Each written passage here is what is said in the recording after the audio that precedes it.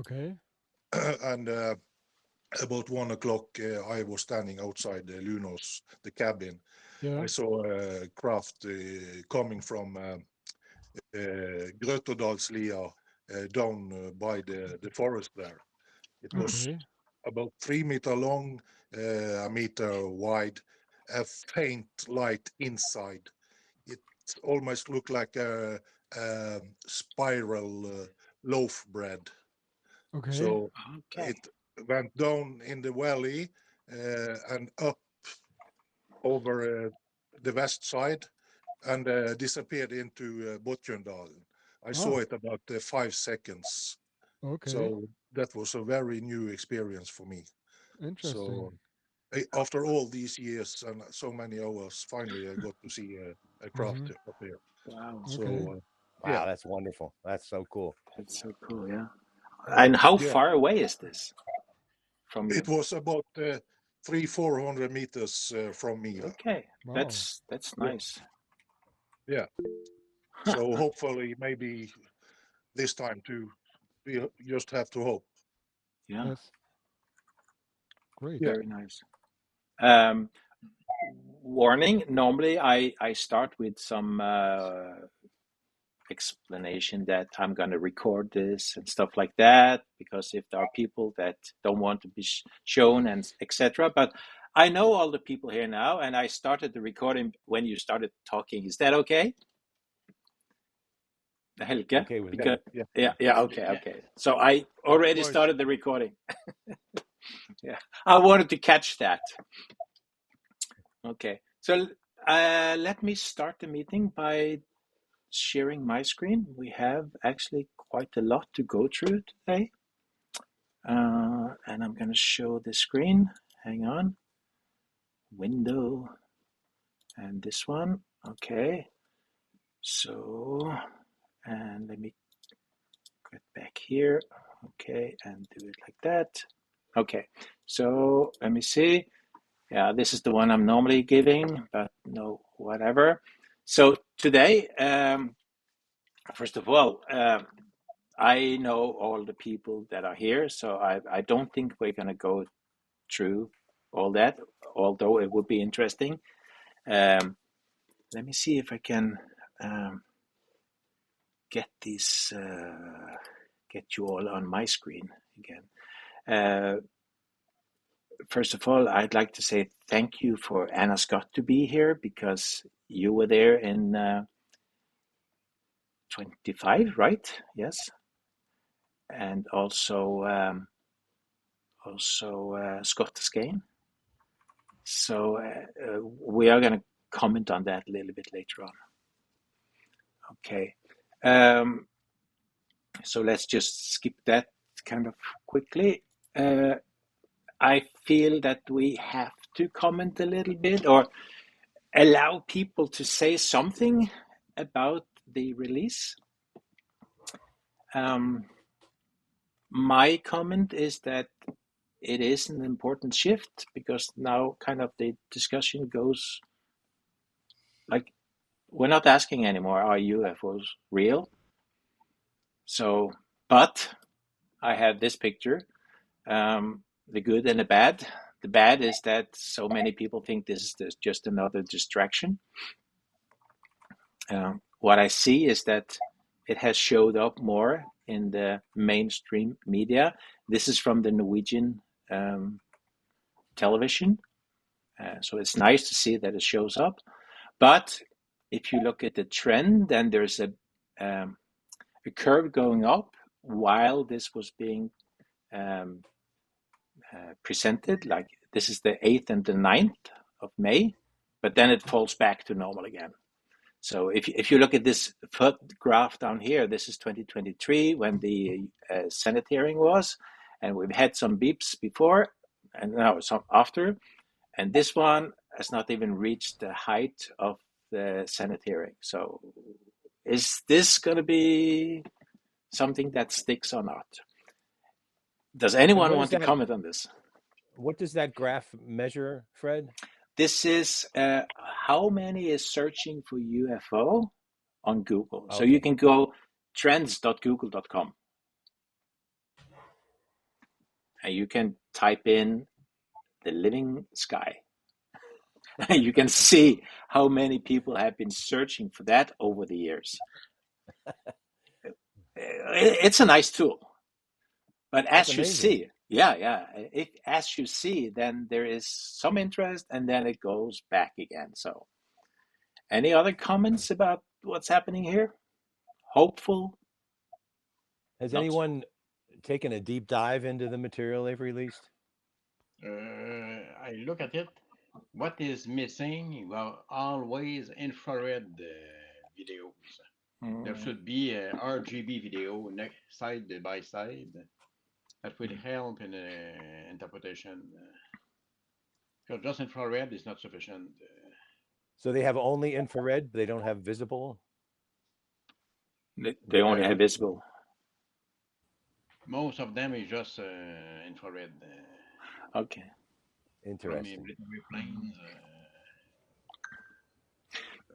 we had some controversy with Avi Loeb saying that the light on the moon was just a cosmic ray. Was that it? Am I correct? Or was that? I have a comment on that. Yes, please. Because I also see that seen that photo, and I have for years actually been listening to a podcast with two scientists that are very into the universe and stuff like that. And they have always had this statement that UFOs can't reach us because of the speed of light and the problem with time travel and all that stuff. But yesterday they actually asked questions themselves that this was actually something that they couldn't explain. But they have debunked the theory about that it's some kind of reflection in a mirror or something. That's not it. But it is a object that they can't explain what it is. So I'm just hoping that more will come out and not just more distraction, but actually more interesting stuff. Yeah. Me as well. Yeah. But it's boiling right now. It is more and more coming up to the surface. And me personally, I have been waiting for this for so long, for years, for people to finally wake up, and it looks like something is really happening now. I gave it a percentage myself. I said 50%. The reason why this was published now, because of the need of deception. Maybe 25% chaotic disclosure, because I don't trust the Trump organization or administration. But then I actually think that some people may have been waiting for this kind of to get the go signal. So I give 25% that this is actually a planned soft disclosure. So I'm hoping for that. Because maybe somebody now got a signal you can disclose. So maybe somebody is actually doing a work, dropping it slowly for some reason. But we'll just see. Yeah, you have a comment, please. Oh, I was just going to say I would agree with that for the most part. I think that there are many different elements as to why this is being released. What I do think is that people want the president to come on live TV in the evening and do a national address saying that aliens are real and this is who they are and where they're from. I don't think we're ever going to have that, but the release of all of this information, and not just this batch, but the stuff that we've seen in the past from the government, to me, that is disclosure.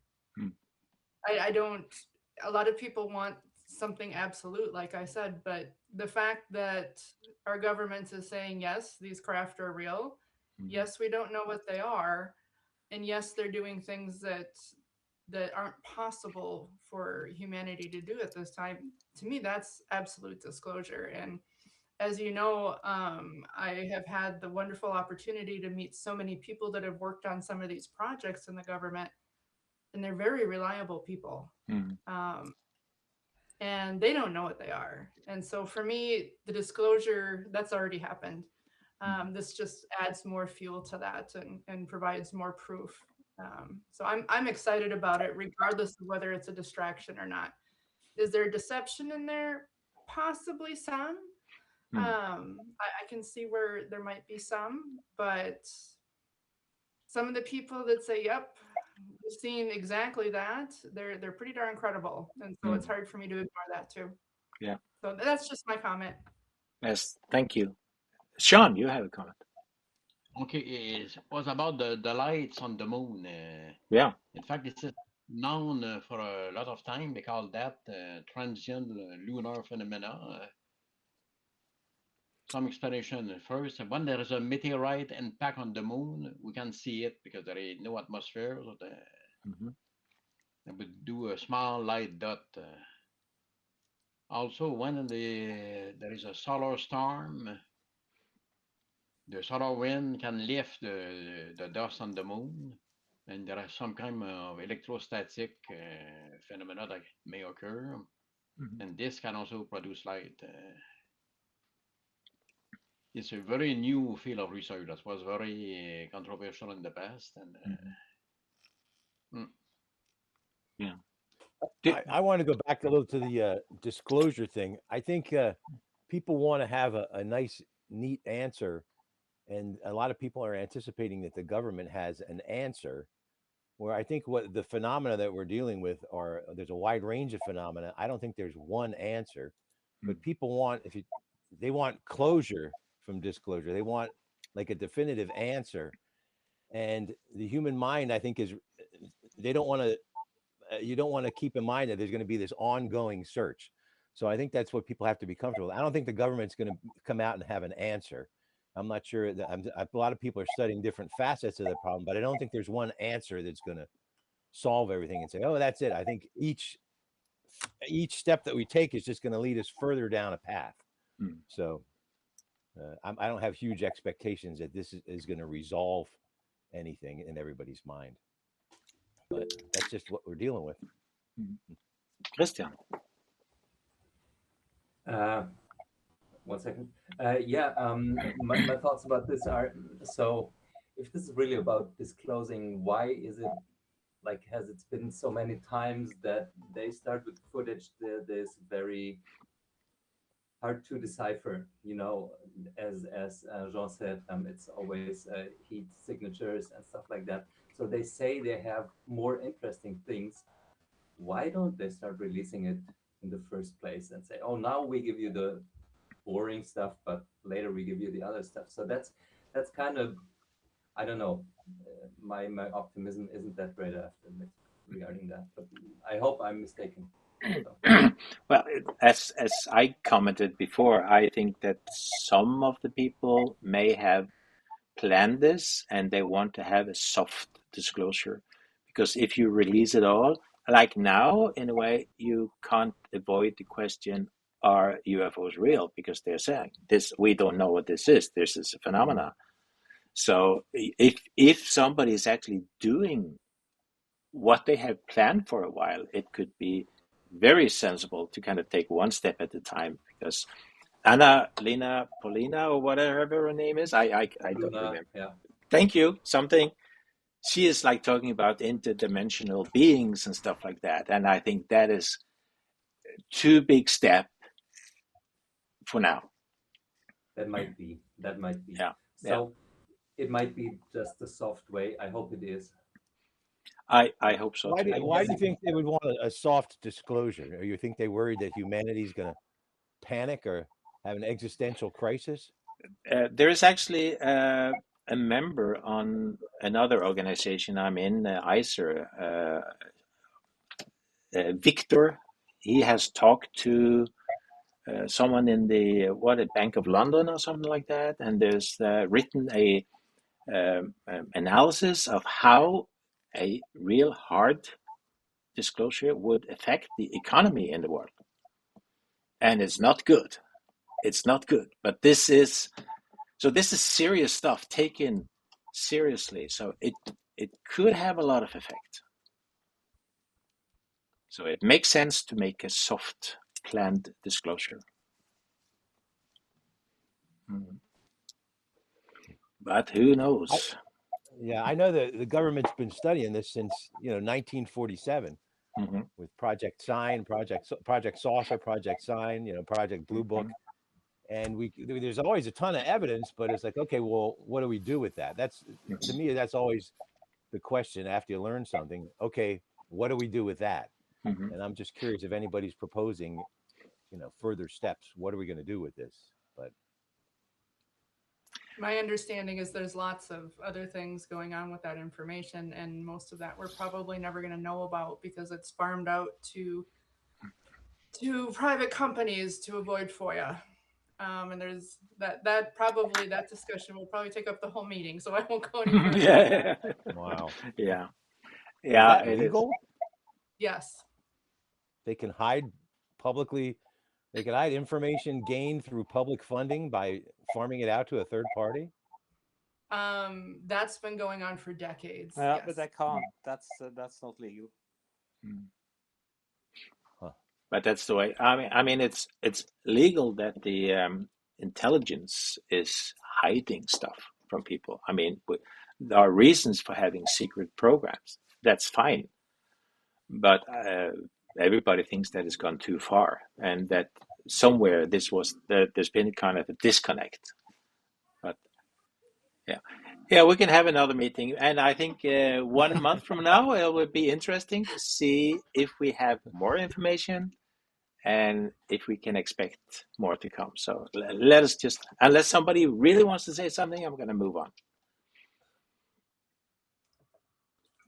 That's all the time you got. Okay. Okay. So we have some presentations, and I think 1 or 2 of the presentations is actually going to be skipped today, and we have to go to another meeting. But I wanted to show you this one, because this is a good presentation. So you could go to the, thank you. You could go to the front page of Hessdalen, and you go after this poster. Please join the conference and the field trip this year. And below here, you have a good feeling of how it was to be at the field trip. So, as you saw, I put this on your profile page. So now you have your presentation. You also have, so let me actually give a comment about the profile page. I think I will come to that later on, by the way. So I will do it later on. Okay. So do go and have a look at this video. It's really nice. Thank you. Beautiful. Thank you, Fred. And you put out more than that. I mean, if I go to your channel, there's lots of information now.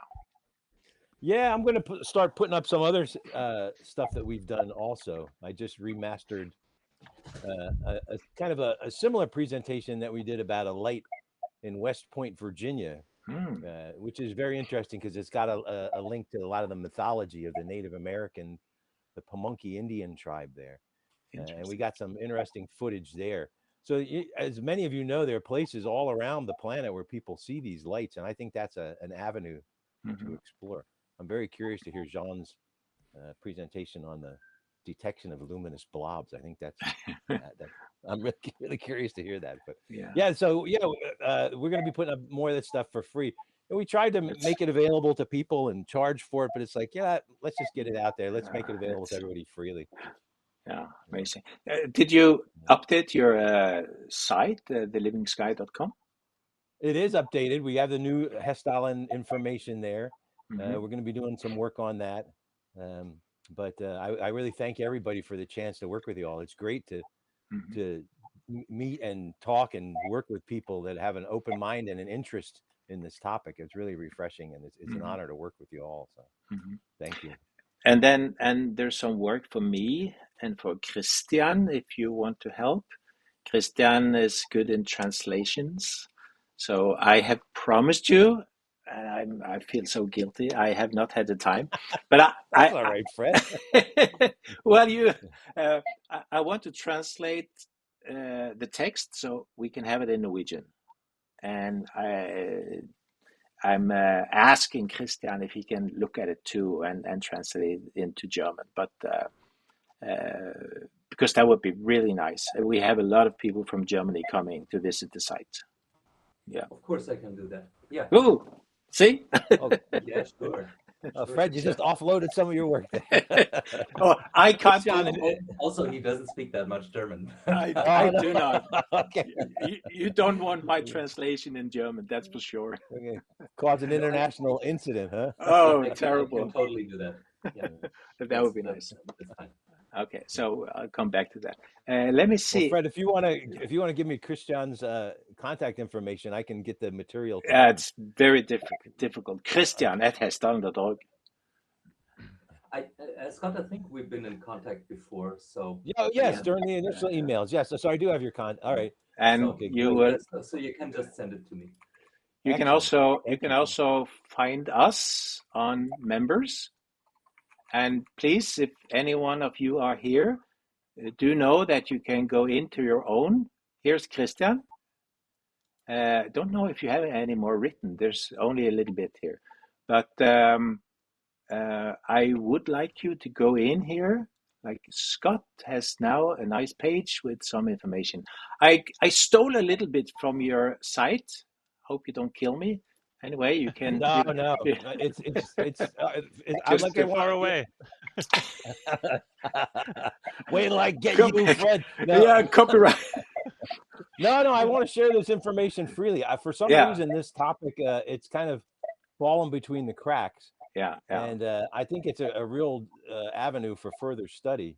I harken back to the original Project Sign study where they said that many of these things act more like animals than anything else. Yeah. And there's so much evidence for that. I am kind of I'm surprised there hasn't been more study in this area, but I'm trying to change that. So please feel free to share any information, and if you have any tips on things, send it my way. So yes, okay.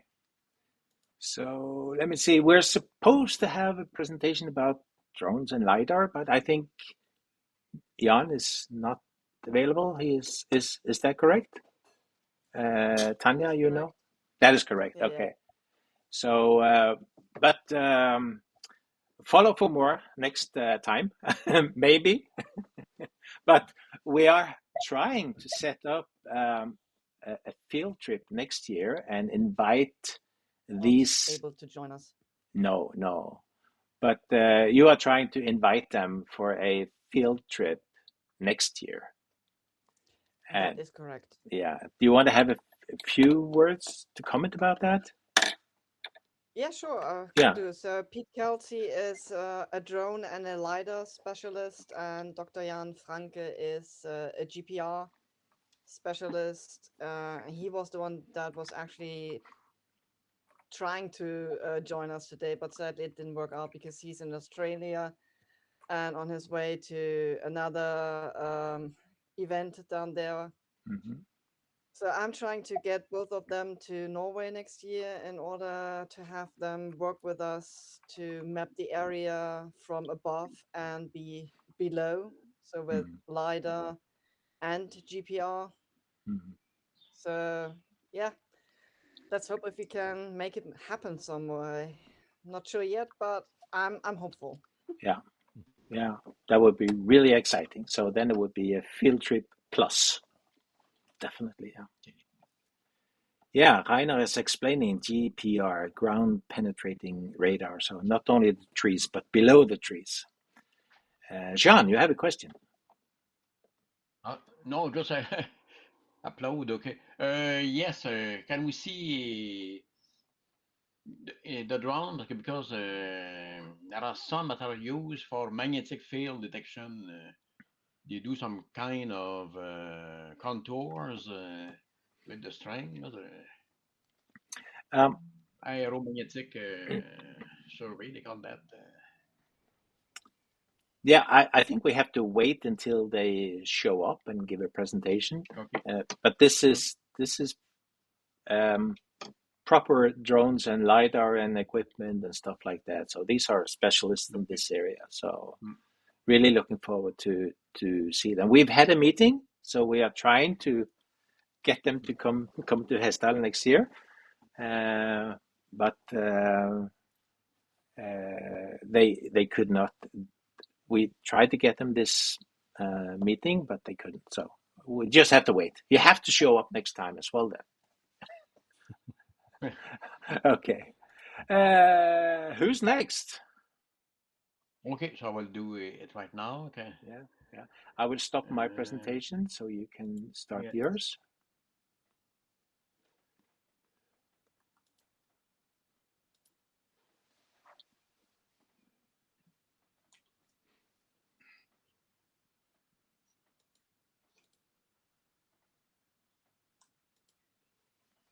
Okay.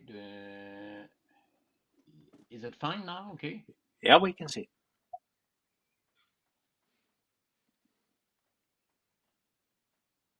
Okay, so this project started because the last month meeting,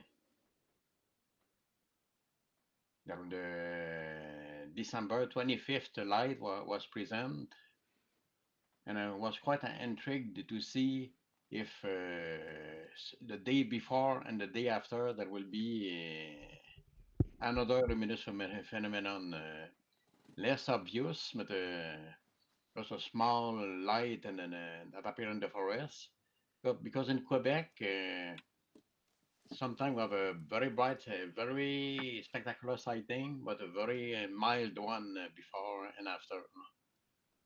So I decided to check this.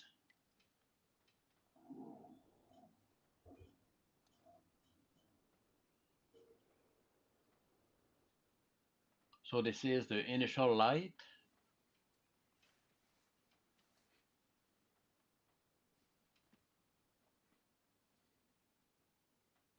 And the goal is exactly that, to check if there are another manifestation before and after. For example, in Quebec, in Lake Sainte-Marie sighting, there were 3 reports in 1 week in a very small area. Mm-hmm. So I decided to check if before and after there will be some other luminous events, just to see if a similar pattern to the Quebec report occurred. If there are other events that will reinforce the December 25th Christmas observation is an outlier, because it will follow the same pattern.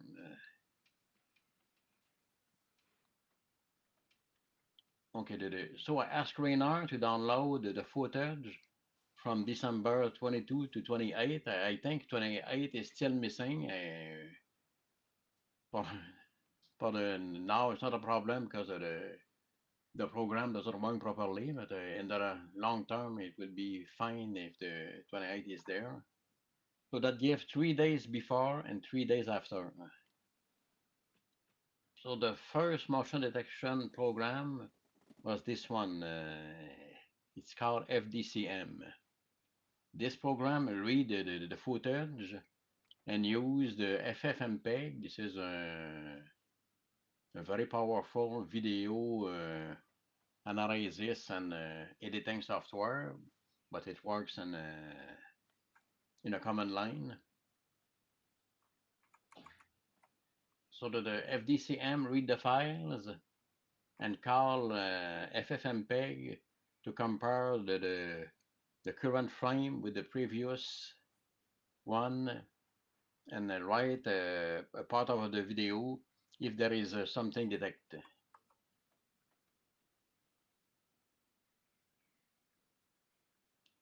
The first test, I use the raw footage, the complete frame, but the program trigger and colored light and everything.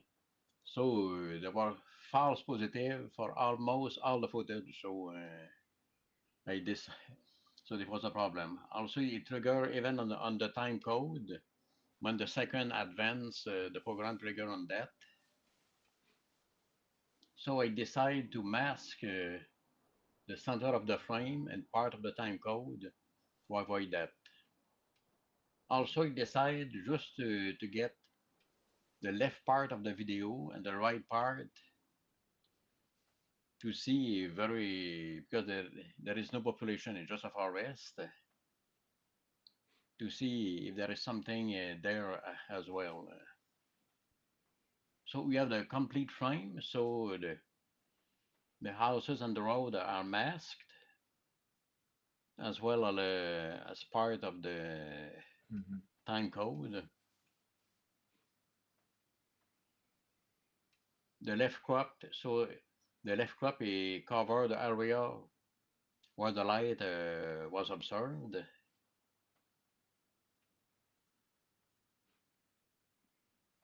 The right crop was just for a check if something occurred at the same time frame. With that, I do additional ones, but I found other problems. For example, the program triggers on brightness change. For example, when the sun rises and the footage become clearer and clearer, almost all the footage was kept by the program. And at dusk, the same problem. So it was not usable for that. Another problem is there are compression artifacts. Since it's not raw footage, if there are some blocks and everything, that's trigger motion also. When there are clouds and they move also, but sometimes the program failed to trigger. The program should detect moving cars, but many cases they will not detect. I submit as a test December 25th, and the phenomenon was detected, but I don't know if it is by chance or not.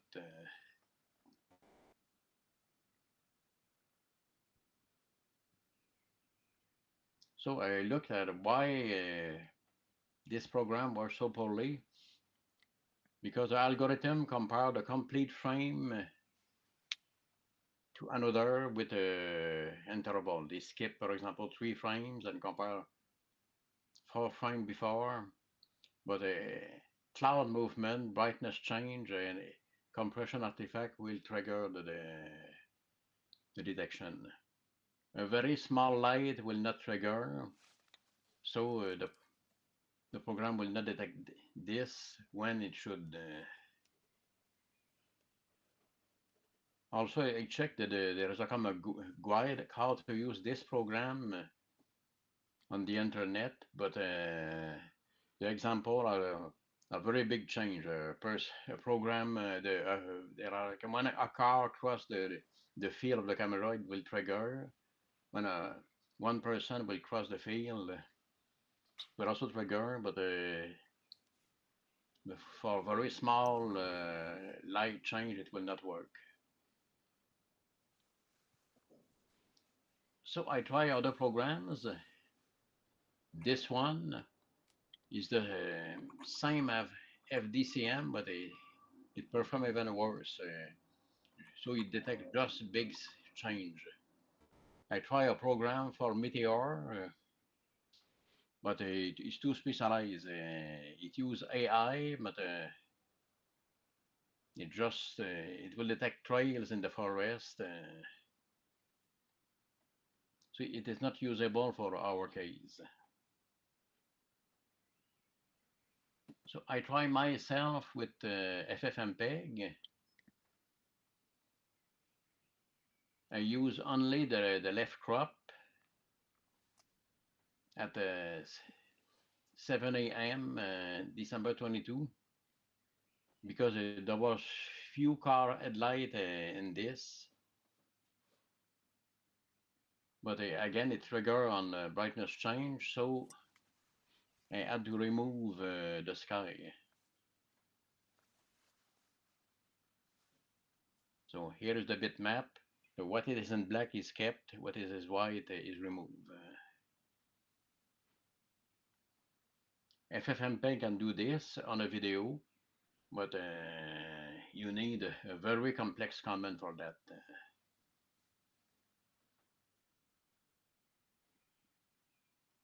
Also, I remove cam2 because this was detected as a bright object.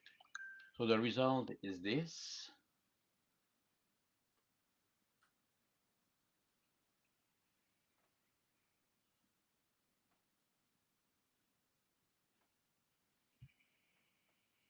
It works when so the program with FFmpeg use an absolute threshold. So it works when it's dark, but too many false positives during the days. So the goal is to have to inspect the less image possible. And we should not have to review the complete footage, so this was not practical.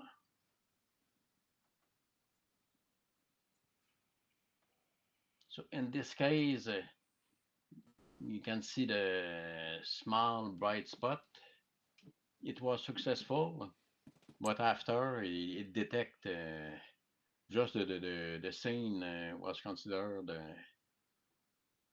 as an object.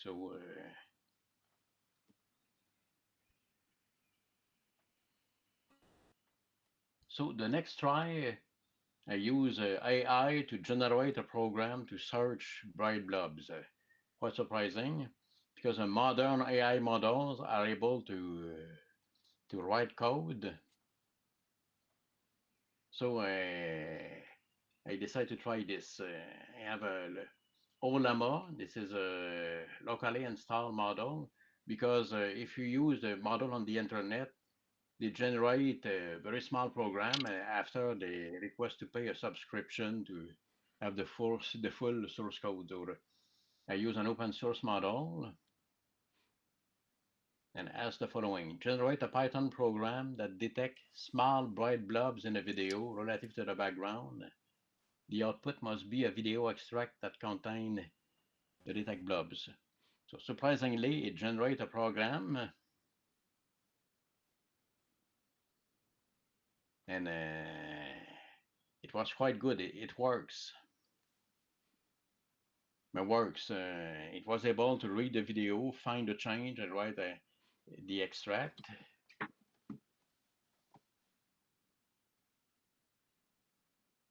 So I change it to run it in batch mode. That means I can submit 100 of video files, and it will run all the night to find the good stuff.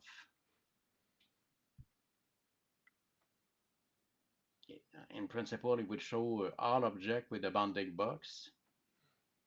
So I try it with December 25th, and it works, but failed to find the car headlights in the test video. So there is still a lot of room for improvement. But since it uses OpenCV, you can calibrate it. The FFmpeg was not. I have reached a limit of FFmpeg, but OpenCV probably there is a lot of possibilities. So you can see the program.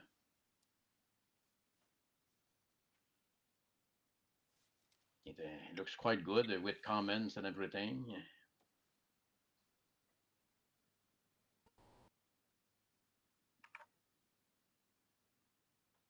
So it succeeded for December 25th.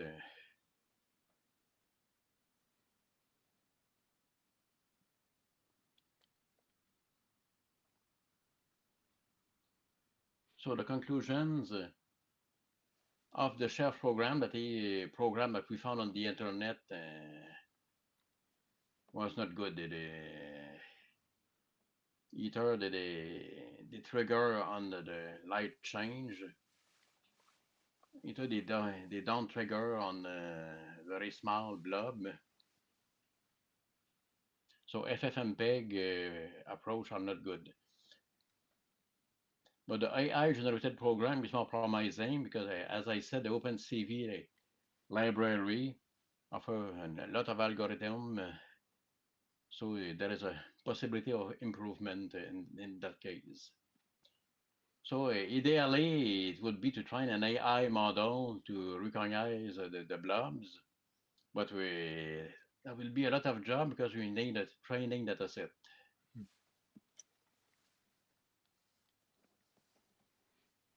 So that's all.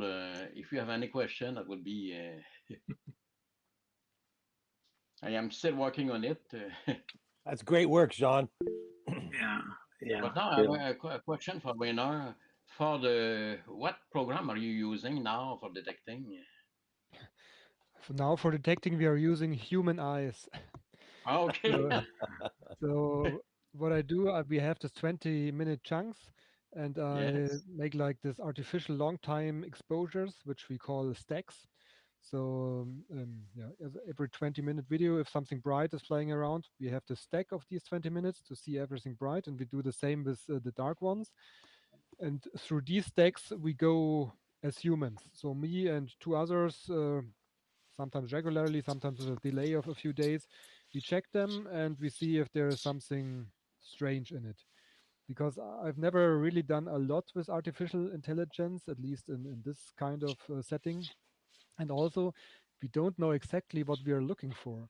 I mean, if you have a light which is going zigzagging around, okay, definitely this is something we are looking for. And maybe this is also something we know we are looking for. But also last year, or even the year before, we had this strange object. We call it the 3-frame object. It looks like a reflection, and it was only there for 3 consecutive frames, really, really fast. And I doubt that any model which is not trained for this kind of stuff would have found it. We found it, Marek actually found it, because we were looking at the stacks. And this looked strange. And then we checked the video and we found it. But if you don't train the AI to look out for something like this, and who knows what other stuff could show up in the video frames. And what I also like, at least at the moment, we are still recording everything and keeping it, because quite often we get reports like, for 2 months ago, I have been to Hessdalen in this cabin and I looked in that direction and I saw something.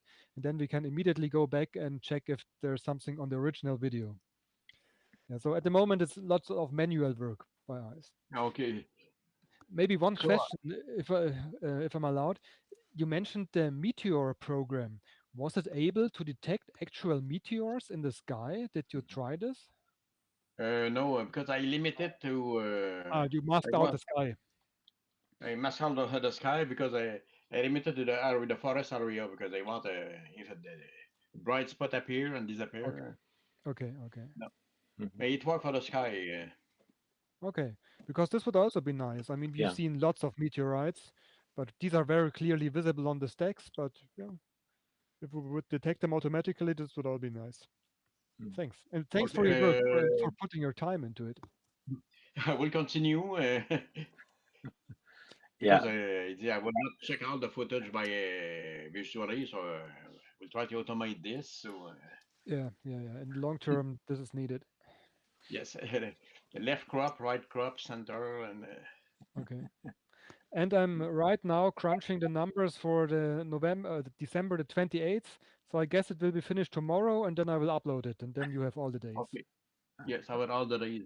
No, I don't need that because I want to have a working program before, but I will archive this and. So I run a batch. So in my share space, I have the script. I feed all the footage, prepare the left crop, right crop, and the center. Have to run for hours, but no problem.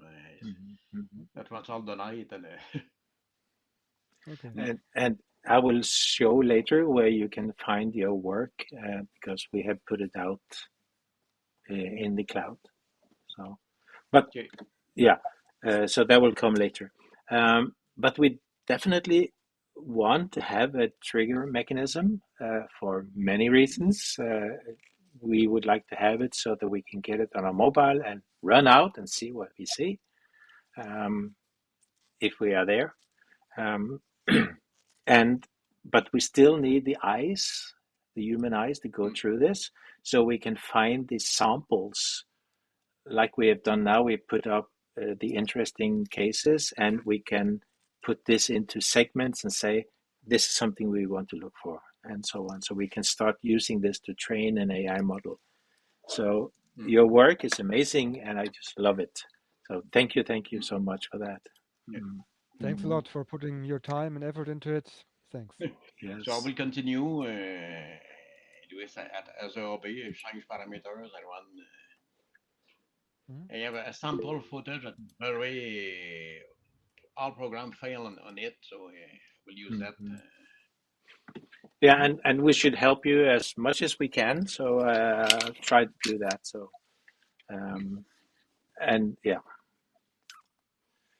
So let me see. I have a few more Daniel, slides. stop. Daniel has a question. Oh, Daniel, go on. Yeah, hi guys. Hi, Sean. Hi. I truly liked the point that the AI-generated OpenCV program detected the December 25th event, but failed to detect some ordinary headlights. So I was just thinking, could that actually indicate the phenomenon differs from headlights in terms of brightness distribution, edge softness, and stuff like that? But this is just the default parameters, maybe just by chance. So, I prefer to have a manual check for headlights for the beginning to ensure that the program works, and Right. after we can change the parameters to. So could the OpenCV detection perhaps be reacting more to the structure of the light rather than the intensity alone? For example, softer edge transitions, less directional bloom, or a different contrast relationship against the background terrain? Yes, it tests all of this, but I have to tweak it because of what was generated by AI was just a default setting. So, okay. Yeah, I guess there's a lot of work in this. Very flexible. Yes. And that's why we should basically make a little database of like good examples of this is headlights, this is that, this is a meteor, and see we can go through it and detect the different and reject what is of no interest. Yeah. By the way, there is some training data on the Google Drive because the German Matthias, he asked for some data and it's publicly available. So there are some folders with, I think, birds, meteors and stuff like this. It's in the same folder than the stacks, and I think it's labeled training data. So whoever wants to check this and have a look, you are free to go. Okay. This should be on the drive. So Drive. Let me see if this goes right here. And Yeah, here the top, the first on folder. the top, training data. Okay, so here you have a different. I think they are even quite small. So it's not 600 megabytes videos, but small videos which I cut out from the large ones. And what is this Marvin? He's walking there? This is for Marvin. Forget this. Okay. I was just wondering. So let's go for the cars and see. So you have folders, and you have folders and sometimes the stacks and the original videos. Oh, and I see also some big videos. But with nice examples of cars. Okay. Can you open just the JPEG to see? This one? Let me see. This one, yes. Oh yeah, these were cars during rain, I think, and one car with yellow headlights. Yeah. Yes. So let me see. Yeah, that's a 20-minute video. 20-minute video. Okay. So okay. Not sure why I uploaded this. Maybe there were many cars. Okay. Good. Let me see.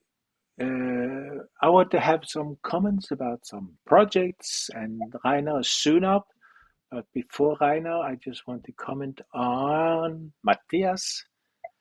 And he managed to get into the Norwegian newspaper, VG, the biggest newspaper. So this is, I can show you where you find it. Let me see. Let's go to Hessdalen, and it's under press and media coverage.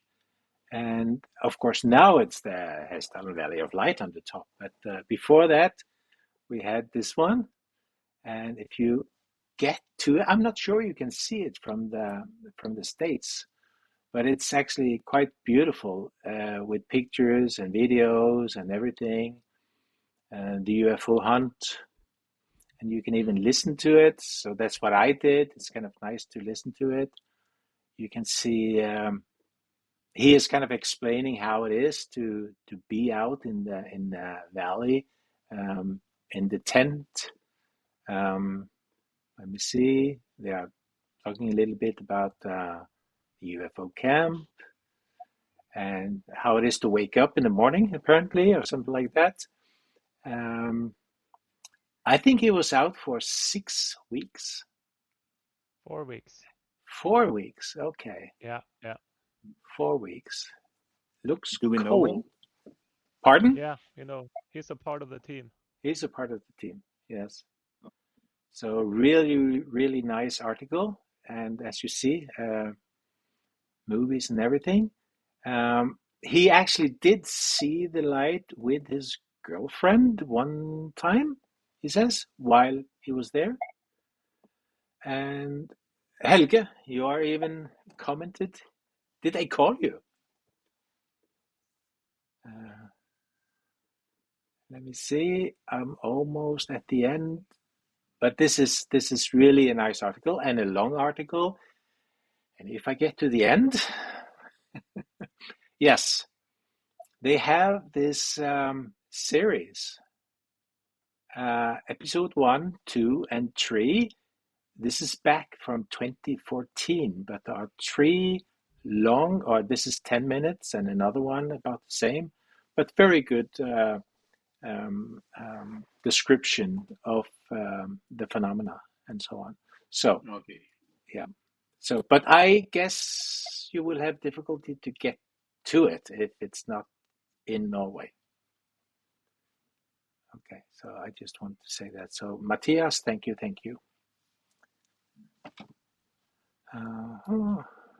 Then I can shut up. I know. Yeah.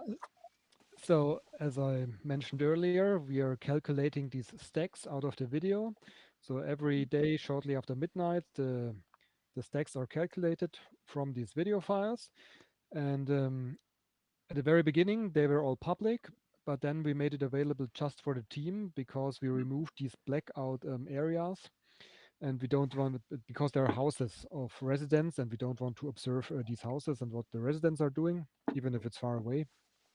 So they were not available publicly anymore, but now they are again, because now I'm adding these black bars afterwards. So every day when all of these stacks are calculated, they're automatically uploaded to the Google Drive, into a folder of today's or yesterday's date, and they're there for everybody to see.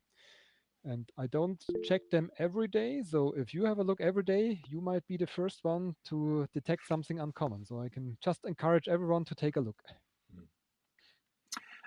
This long address here is the same as the hessdalen.org/drive, isn't it? Yeah, that's more or less exactly. Then you have to drive Hessdalen data cameras, but that's the direct link. But you can use the hessdalen.org.drive. Yeah, because I put it on the front page, and you have here Hessdalen, this one. Yes, just to make it easier to remember. You have another picture here. I just put some stacks from the last day into it.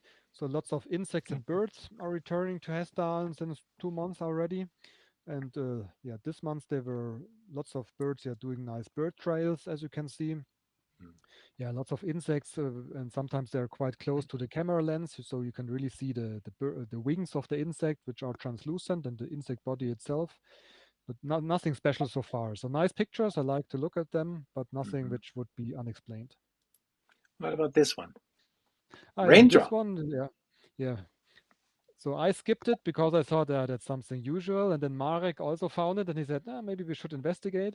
So we checked and it is only there in one frame and it is the reflection of a raindrop. So as you can see, all this whitish fog in front of the trees. Yeah, this is indicating when it is raining during the day. And this is how it looks in the stack. And of course, sometimes the raindrops hit the camera lens and then they're very flat, but then they drop off the lens or they're getting a little bit curvy again.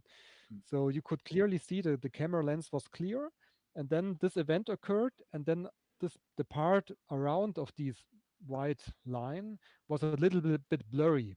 And then over the course of a few minutes, the rain was drying off and it was normal again. So you could really clearly see, even if it's blurry, but it was a raindrop. So like an internal reflection of this raindrop on the lens. So nothing special, sadly. Daniel, you have your hand up. You have a question. Oh no, I haven't put it down yet. I'm sorry. Okay. Sorry about that. Yeah, fine. Here I do it. Yeah, thanks. Yeah. What is this? Helicopter. Yeah, and this was also a little bit special because there were lots of dark trails to the cell phone tower, very far away in the picture. And then I asked a local, and he said yes, the cell phone company was lifting in some equipment, so that's why the helicopter was going back and forth, and this also turned up in the stacks. Interesting. So I'm so happy that the stacks are working again, and we still have a little bit on and off with the YouTube. Is that correct? YouTube Live, or is it more stable now? I guess so. I think Martin rebooted the YouTube streams just a few days ago. I didn't check. I checked immediately, and they were running. I don't know if they're running now, but yeah, every now and then he checks them and reboots them. Yeah. Okay. Whoops! Just have to say good night to Tanya. Okay. So what I want to talk about now is something that is half related to Hessdalen, but I have been working on an app or a web page that I called RegApp. I'll show you here. The whole purpose with this is that I have some events that I want to use this for, like events like Hessdalen actually. Oh, very nice. Server-side exception. That's interesting. Let's try it again. Okay, so I never succeed in registering. No. And this is bad. Not working at all. So I have to find out about that. The whole point of this is that I want people to be able to log in. I can use my mobile phone. You basically sign up with your mobile phone, but it looks like I have some issues. So not today. Okay. No, something is wrong with the database. I will skip that next time.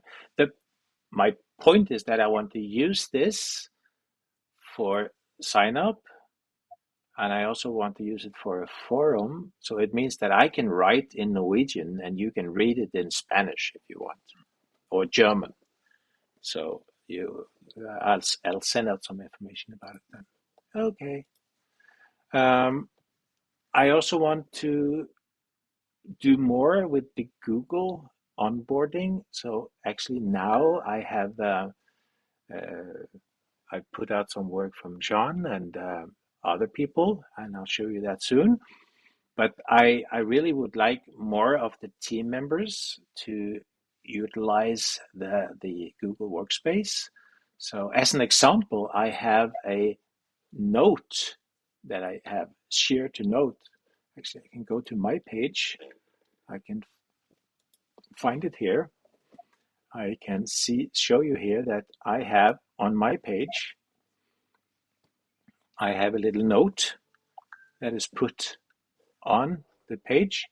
This one is just a Google document, but the thing is that I have access to that, so it's easy for me to kind of give some comments. This is where I was writing about the 50% deception and so on, because it was kind of like, this is what happened this recently. But you can actually make other tabs, so I can show other pages, what I've been doing lately. I have put up my story, I just put it here. And what I'm saying is that you as a member, Scott and Anna or whoever, Tom André, you can get this on your page. So you can go here, you can go to your page. Let's take Tom André, and then you can have a little Google document embedded on your page. And you don't have to know how to do anything about Google site. You can just work on a Google document. Okay, so that's one thing I want to say, that this is an option. Then I've also been working on the OpenADS, because we have this initiative and we are working on that. And one of the goals is to share data with scientists, citizen scientists, other organizations. So you can actually write, we have OpenADS.cloud explaining what I'm hoping to do. But to share this, I have the Start OpenADS Cloud, and it's just a Google document. So now you can see that we have Jean and his folder. I can go and click on this, and it goes to a Google document that Jean has full control over. And this is his presentation that has been uploaded to his folder. And just before this meeting, we decided that, okay, he doesn't mind. He can just share everything he puts in his folder. So this is his folder. And you can't see it because it opened up in another window. Can I open it in another way? Oh, I don't want it to open up. Anyway, you click on that and you get to his Google folder and you get everything. So, but this should be easy enough for others to share. Let me show what I got from China. He is sending me some information and explaining that he is an independent researcher from China. He doesn't have Google, so I have to do it for him. But it's nice to kind of put out his, also this one also shows up. I'm going to remove these plugins that opens it up. But you can click on this and you can read his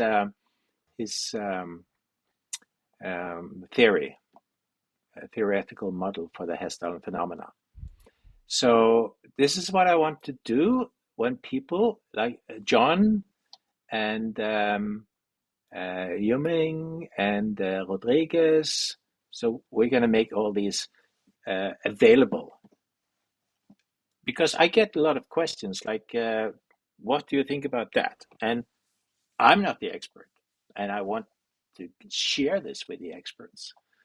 So on the front page, I have, let me see, written the comment, new shared disk. We have created the shared disk for the open research projects as part of the OpenADS initiative. And you can start to navigate the content here. And as you see on this page, there's also a little guide. So I guess this one will open. Yes, this opens here. So this is just a little guide as like, what's it for and why is it important to share and whatever. Okay.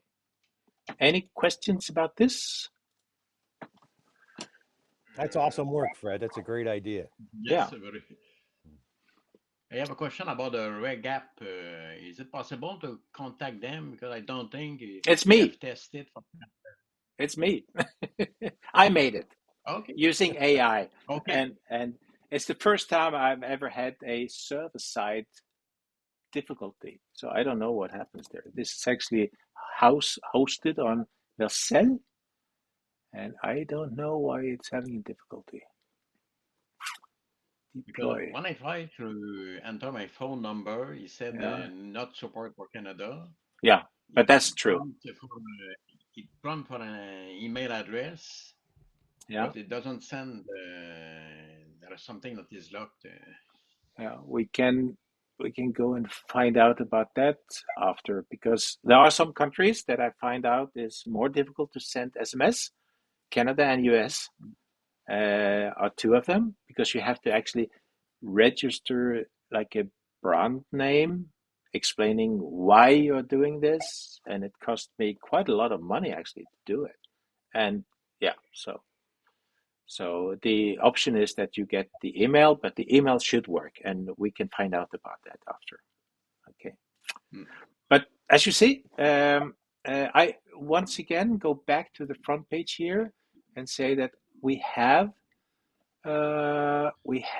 activities, we have projects, we have the Blue Box Mini, we have the funding, we have all these different projects.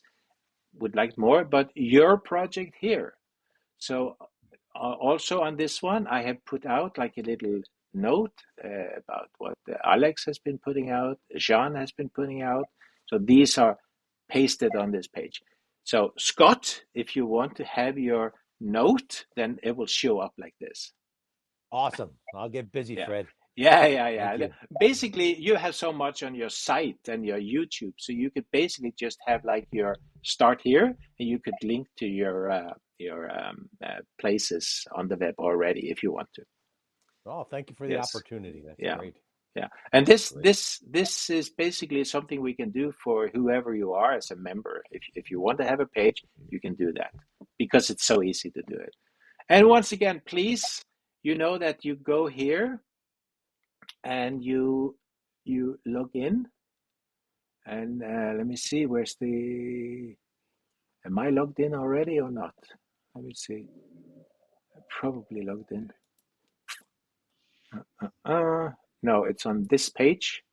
Here, you go to this page, the member page, and you can log in, and it will send you an email, and then you can go to the dashboard, and you can add a recommendation. So, like now, let me see if I want to add a recommendation. Maybe I want to have the Living Sky. Copy, and I want to do that here, and I want to say a nice documentation about the field trip in 2025, and I add the link like that, and whatever, this is just in case it has to be, and then create recommendation. As a member, you can do this, and what happens is that this will show up here, because these are now just a list of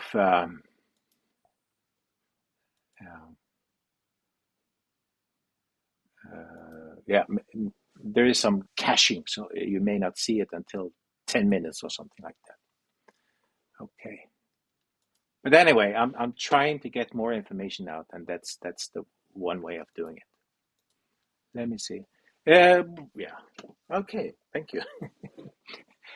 And we have some visitors going to Hessdalen at the end of this month, and they asked, can we get some guidance from people in Hessdalen?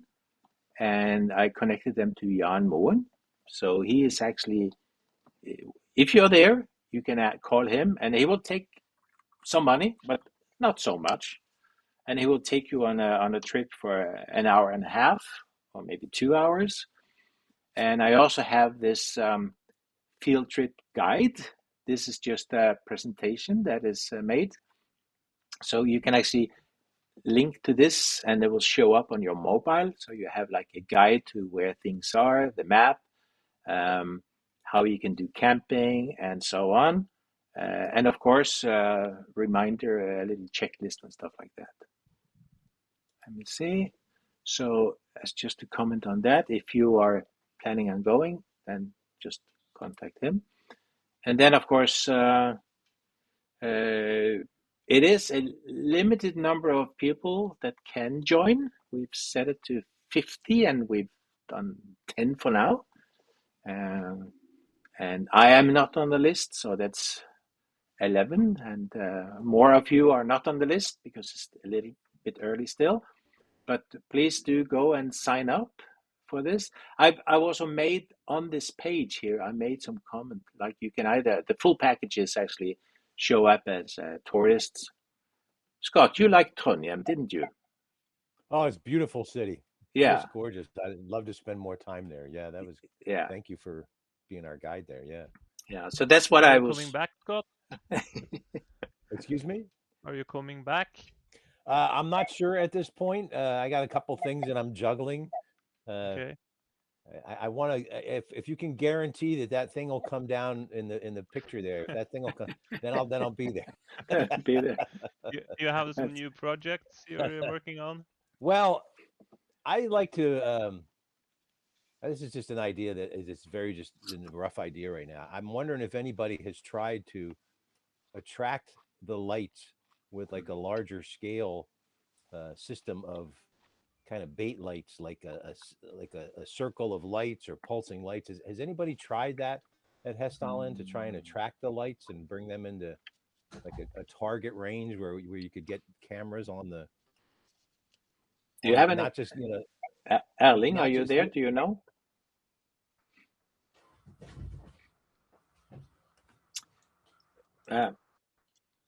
One member, Andrea from Rome, was supposed to be here today, and he's planning on putting out a mesh network of sensors. So this is basically different kind of sensors, so we can get an early trigger system if something is going on. But what he also wanted to do, just to comment on what you asked now, is to be able to send a message out and make kind of a beacon. So what if he could use this network and then go like beep, beep, beep, or something that would attract the phenomena? Yeah, that's the idea that I'm proposing, is that, some sort of outreach, like light, if these things communicate with light, some sort of signal that they might be curious to come down, and instead of seeing them at a distance, we might attract them to an area where there are lights and have a series of cameras there to try and capture them, try and get a good look at them. Yeah. But so the thought has been there. It could be lights. It could be some other signals. So Andrea, I don't know if he's here today. He had some difficulties with his login. Erling, you want to comment?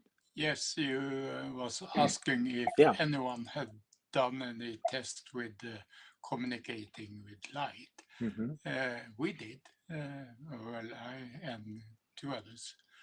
We used a laser beam pointing to the phenomena, which reacted at once. It stands in my report, details about it. And 1 week later, it responded back with sending what looked like a laser beam back to us, to our ground, to our feet. So that I feel it was some kind of response to the laser we used the week before. I just wonder if that's a promising avenue of exploration. it was very surprising. In fact, I bet. At least you have one case or two cases where there was a response. So it means that your idea about doing this might actually work. Why not? Why not try to find a way to do it? I have a question about the land around the valley. Like when we went down to visit the cave and we went to the silent zone, is that public land or private land, or is it what are the do you require permission to set up something on those spots? And I mean, yes, it's owned by Statskog. And who is Statskog? The forest Statskog.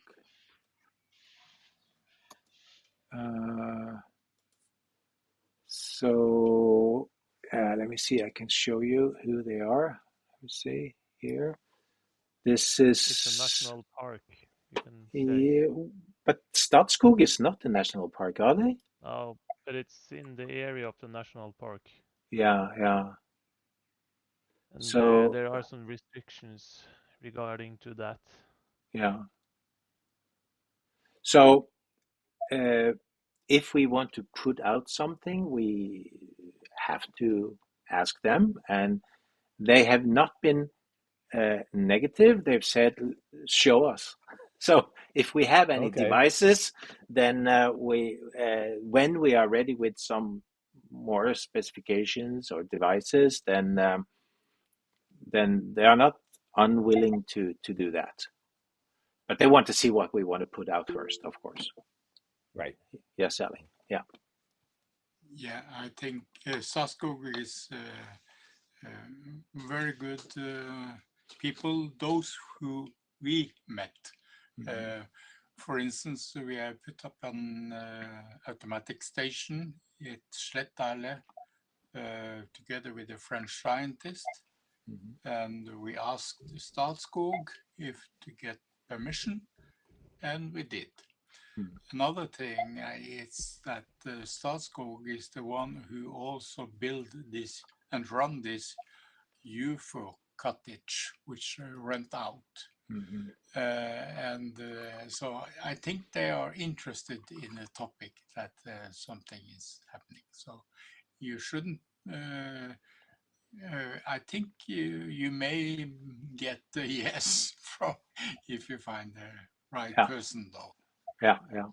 And during the or after the conference and the week following, when we have the field work, we have rented this nice cabin from Statskog for half the week.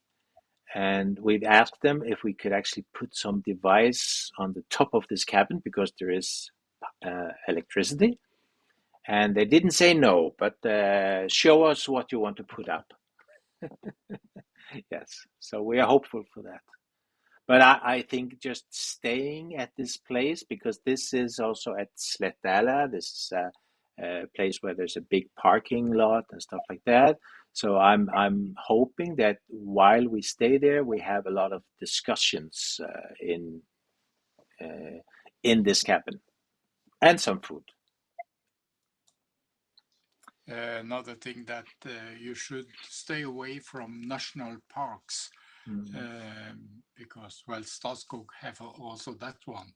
But if you go into the national park and want to do something, then the whole thing is much more difficult. Okay. Yeah. But that's kind of further into the mountain. Yes. Well, the border between the national park and it's not so far from Slettale, in fact. Okay. So the station White Box is on the national park area. I didn't even know that.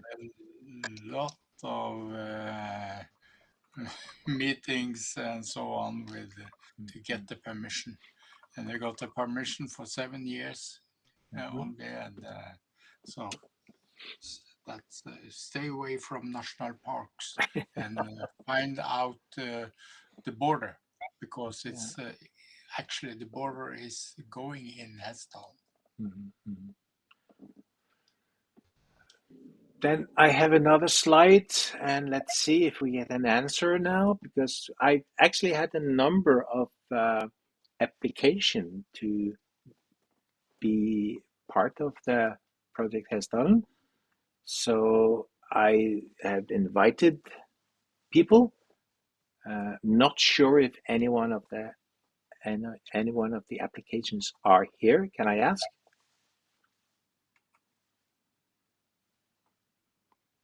No. Try an error or so. Say again? Okay. And is that on the website? I log in and they edit your profile, and I got an error message. Okay, I send the. Oh, you're back to this one. No. That's.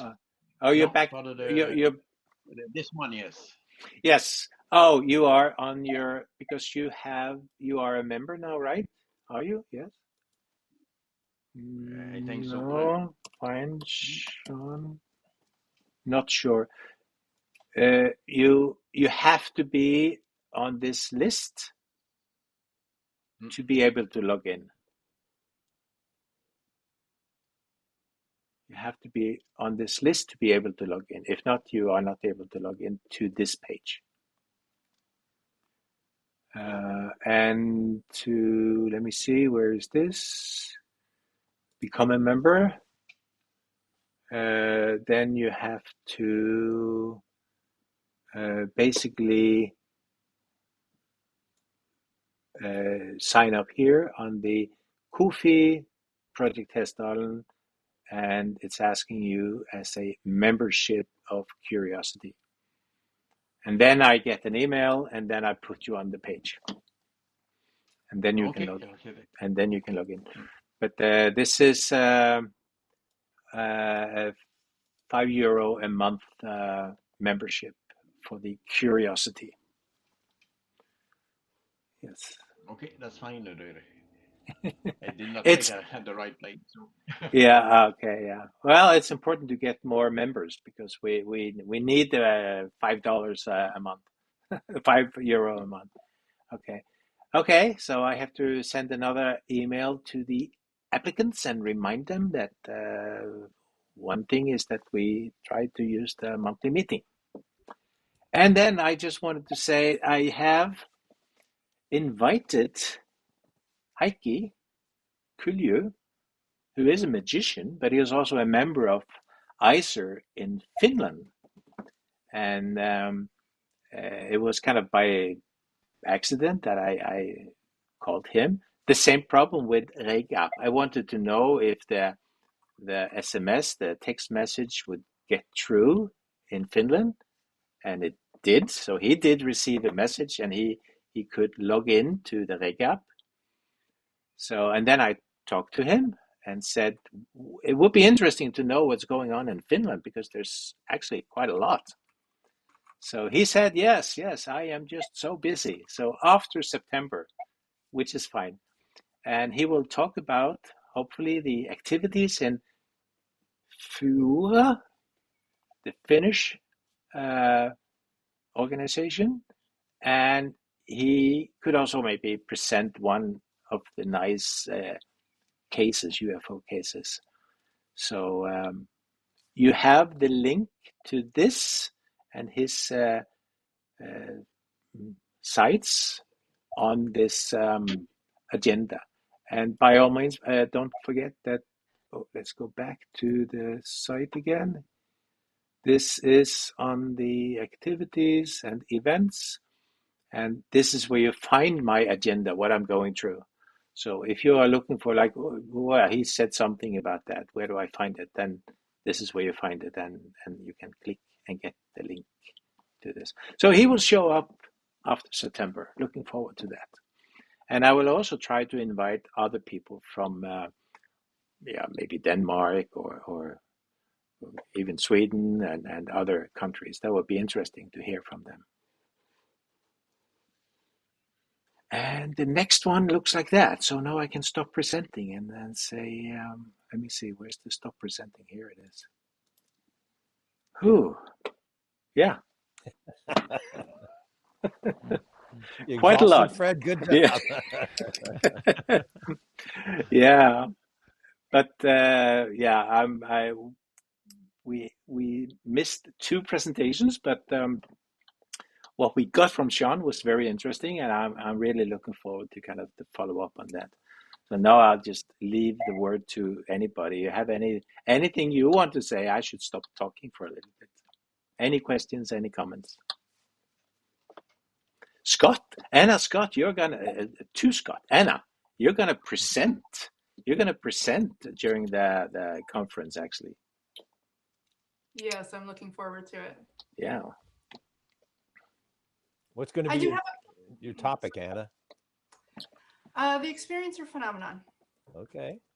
So I'm going to talk a little bit about some personal experiences that I've had, and then I'll talk a little bit about the research into the experiencer phenomenon and just some commonalities.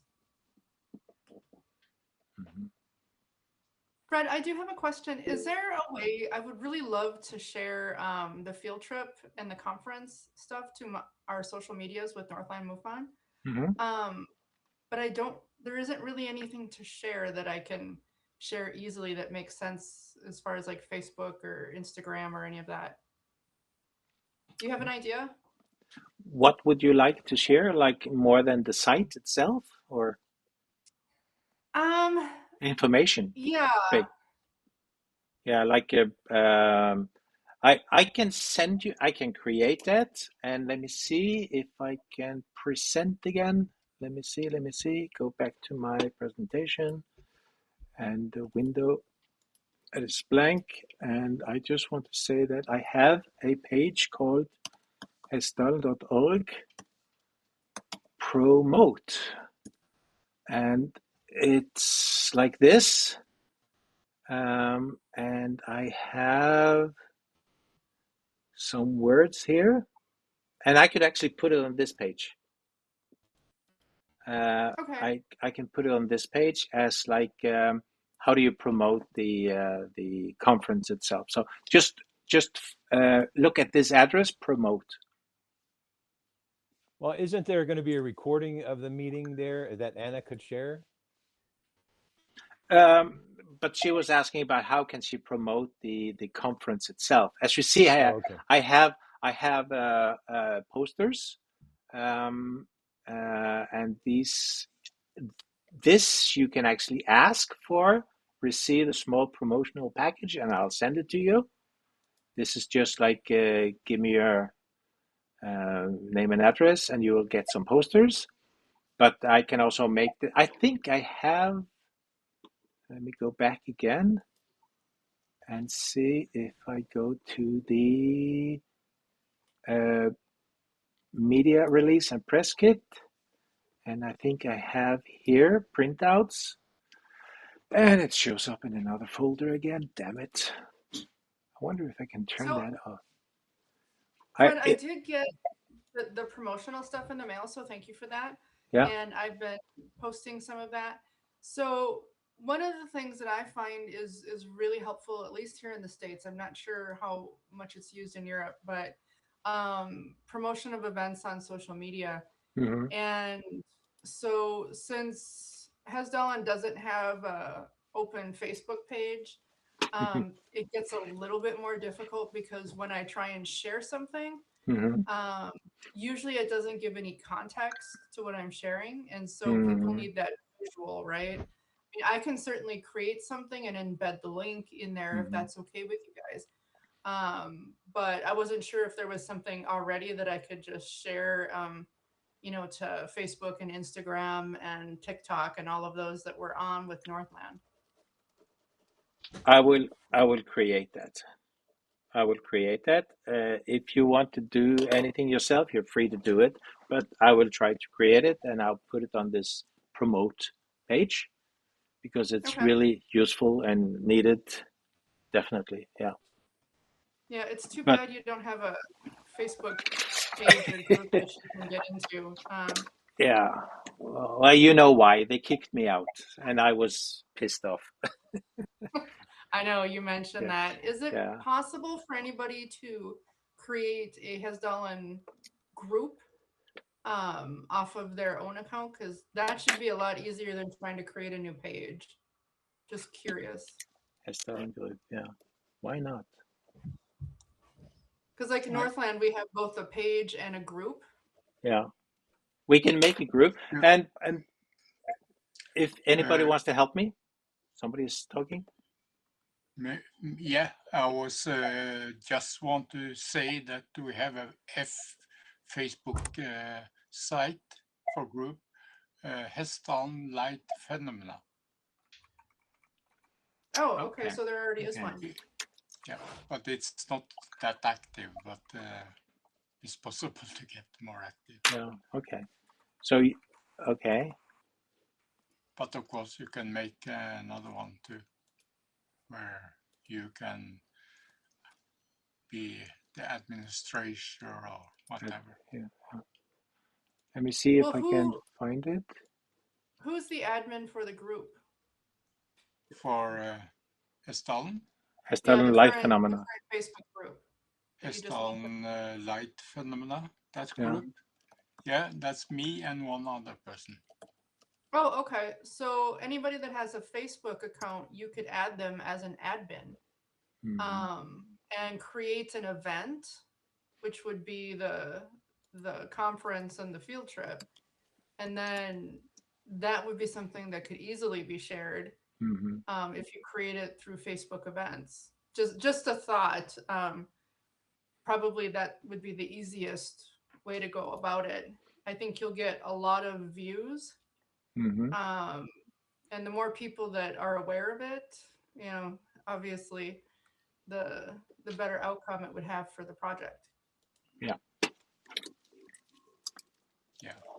We should do that, and we'll do that. But I think maybe you, Fred, could make a new Facebook. No, if you don't like no. Facebook. No, I think we can make the group as suggested, and you can add me to it. Yeah. Let's do that. Yeah. Yeah.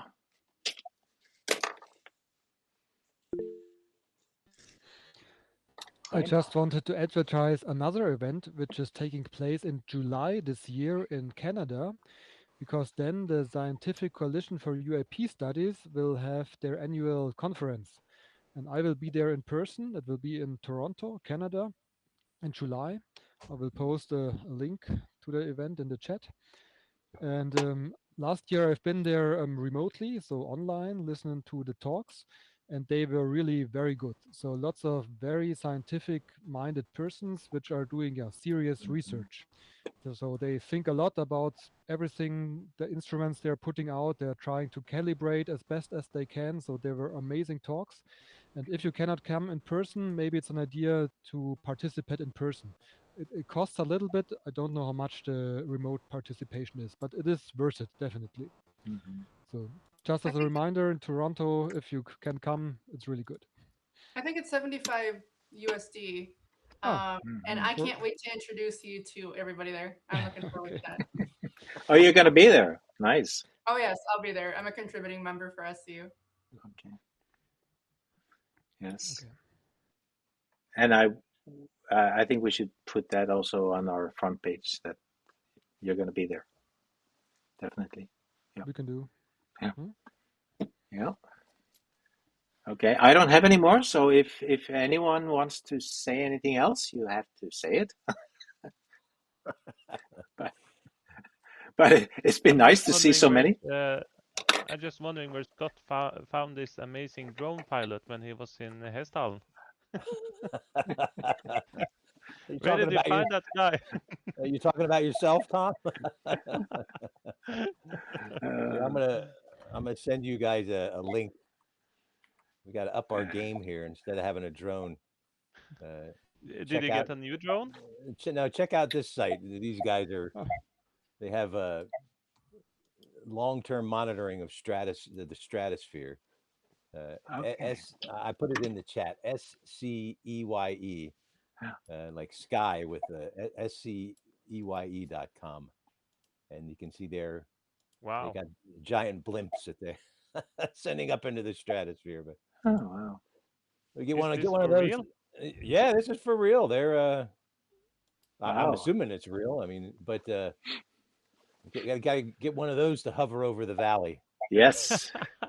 It will get us many reports. Yeah.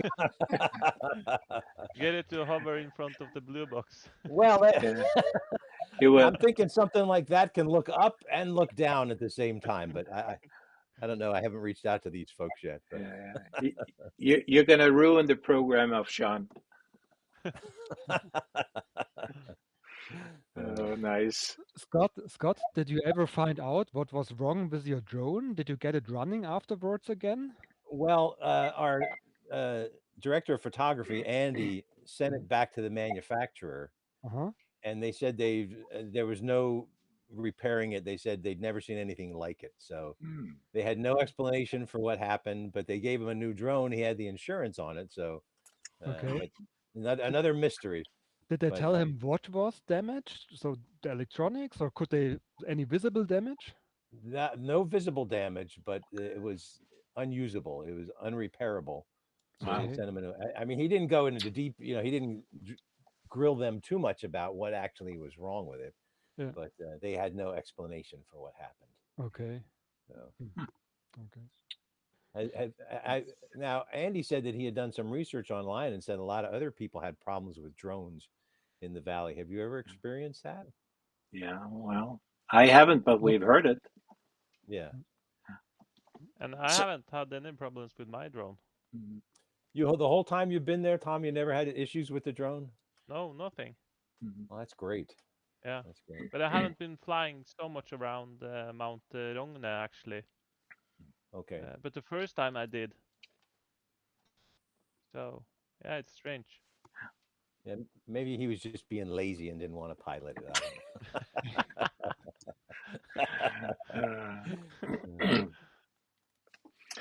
Okay. Well, I would just say thank you. And with the link that you gave us now, then we have some nice visuals at the end. So thank you very much. And I hope to see many of you next month, because we are here on a regular basis every month. It was nice to see you all guys again. Yeah, same for me. Yeah. Great meeting everybody again. Yeah. Thank you all so much. Great job, Fred. Thank you. Yeah, thank you. Okay. Yes, next month I will not be there because I will be in Denmark. So yeah, you have to see the recording. But now I'm stopping it. Yeah.